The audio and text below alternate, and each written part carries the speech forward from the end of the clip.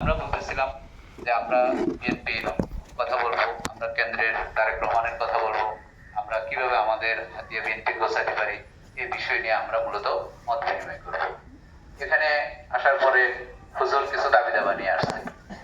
আমার এই মুরব্বী বলতেছে রাস্তার কথা। এটা হলো পরের বিষয়। আগে আমাদের দলকে কি গোছাইতে হবে, দলকে ক্ষমতায় আনতে হবে, এরপরে আমরা এই সমস্ত কথা বলবো। আজকে আমি যদি বলি যে দল ইনশাল্লাহ কেন্দ্রীয়ভাবে গোছানো, তারেক রহমান এই দীর্ঘ সময় যুক্তরাজ্যে অর্থাৎ লন্ডনে থেকে যে শিক্ষা নিয়েছে এটার রেজাল্ট আমরা দেখতেছেন। এ পর্যন্ত উনি এই যে 5 আগস্ট থেকে অদ্যবধি পর্যন্ত যতগুলো প্রোগ্রামে উনি বক্তব্য দিছে, একটা প্রোগ্রামের বক্তব্য সমালোচিত হয় নাই। কিন্তু আমরা দেখছি অন্যান্য নেতা, অন্যান্য গ্রুপের, অন্যান্য দলের নেতাদের বক্তব্য নিয়ে সমালোচনা আছে। কিন্তু আলহামদুলিল্লাহ আমাদের তারেক রহমানের ডেইলি 3-4টা বক্তব্য ওনার আসে ভিডিওতে, বিভিন্ন প্রোগ্রামে। কোথাও ওনার সমালোচনা হয়েছে এরকম নাই। আমরা মনে করি উনি যেই 15 বছর যুক্তরাজ্যে অবস্থান করছে, ওখানে উনি শুধু রাজনীতি চর্চা করছে, শুধু রাজনীতি নিয়েই গবেষণা করছে, অন্য কোনো গবেষণা ওনার নাই। আপনারা বিশ্বাস করবেন কিনা আমি জানি না, হাতিয়া বিএনপি নিয়ে ওনার গবেষণা আছে। এখানে ওনার বাবার সাথে কারা রাজনীতি করতো ওই পর্যন্ত উনি খুঁজতেছে এবং খুঁজছে। আপনারা জানেন কিনা জানি না, এই যে অদলক মারা গেল আমাদের 2006 সালে বিএনপির নেতা, অদলক পরিবারে তারেক রহমানের গিফট উপহার আসছে। তাহলে কোন পর্যন্ত উনি খবর নিচ্ছে? হয়তো আমরা মনে করছি আমাদের খবর নিচ্ছে না, নিচ্ছে উনি। উনি ইনশাআল্লাহ আপনারা মনে করবেন যে ওনার আশপাশে যে বেস আছে বাংলাদেশে না, লন্ডনে উনি যাদেরকে নিয়ে অবস্থান করছে তারা একজাক্ট এখানে আসলেই রাষ্ট্র পরিচালনা করা সম্ভব। আমার আপনার প্রয়োজন হবে না। এইভাবে ইনশাআল্লাহ কেন্দ্রীয় বিএনপি কি গোছানো, কিন্তু আমরা হাতিয়ার বিএনপি কি গোছানো। আজকে যেই সংস্কার চলছে, এই যে অন্তর্বর্তীকালীন সরকার যে সংস্কার করতেছে, এই সংস্কার 31টা সংস্কারের কথা আরো 1 বছর আগেই তারেক রহমান বলে গেল। ওগুলোর আলোকে সংস্কার হচ্ছে, এটা আমরা জানেন কিনা আমি জানি। সংস্কারের কথা তারেক রহমানই বলছে। গণভবনকে কি কি ঘোষণা করবে বলছে? জাদুঘর করছে না?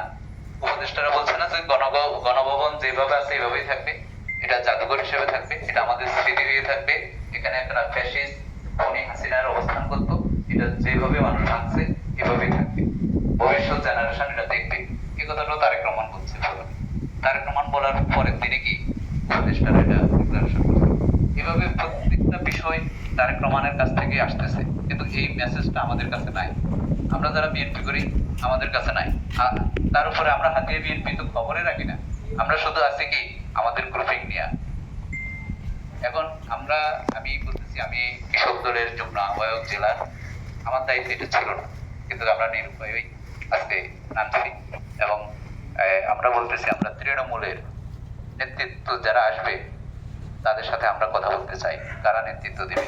আজকে যদি আমি প্রশ্ন করি যে এই ওয়ার্ডের 9 নাম্বার ওয়ার্ডের সভাপতির দায়িত্ব কে পালন করবে, সেক্রেটারির দায়িত্ব কে পালন করবে, যুবদলের সভাপতিকে, যুবদলের সেক্রেটারিকে, স্বেচ্ছাসেবকের সভাপতিকে, স্বেচ্ছাসেবকের সেক্রেটারিকে, ছাত্র দল, কৃষক দল, এরপরে শ্রমিক দল আছে, দিতে পারবেন আপনারা? তাহলে আমাদের বিএনপির অবস্থানটা কি? আমি তো দেখি আমাদের কোনো অবস্থানে নাই। আমরা শুধু কি একটু করতেছি, একটা মরিচিকার পিছনে আমরা কি দৌড়াইতেছি যে আমাদের সুযোগ হয়েছে। এখন আমাদের সুযোগ, আমাদের সরকার ক্ষমতায় আসবে, এটা আমরা বলতে পারি আল্লাহর ইচ্ছায়। অন্য দল ক্ষমতায় আসার কোনো সুযোগ নাই। আমরা শুধু নির্বাচনের অপেক্ষায় আছি, নির্বাচন হওয়ার দেরি আর আমাদের দল ক্ষমতায় আসার দেরি, এটা আমাদের বিশ্বাস। এরপরও তারেক রহমান বলতেছিল কি, উনি বলতেছে আপনারা গণতান্ত্রিক ভাবে যাকে নির্বাচিত করেন ওনার কোনো আপত্তি নাই। ওনার এটা হলো ওনার উদারতা। কিন্তু আমাদের বিশ্বাস বিএনপি ক্ষমতায় আসবে। আসলে আপনার এখানে কে মেম্বার হবে? এই চিন্তা কি আমরা করছি? এখানকার মেম্বার কে হবে? আবারও কি আমরা আওয়ামী ফ্যাসিস্ট দোসরদের এখানে আনবো?